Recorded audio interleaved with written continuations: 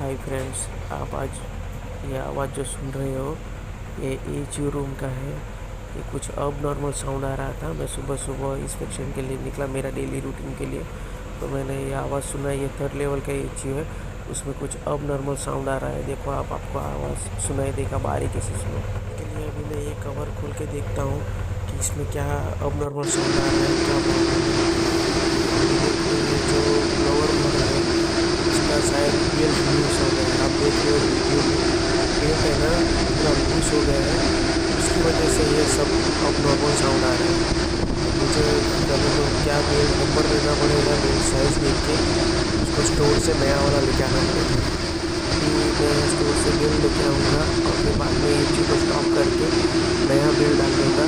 उसके बाद देखते हैं आवाज़ आता है कि नहीं। इस चैनल को सब्सक्राइब करें।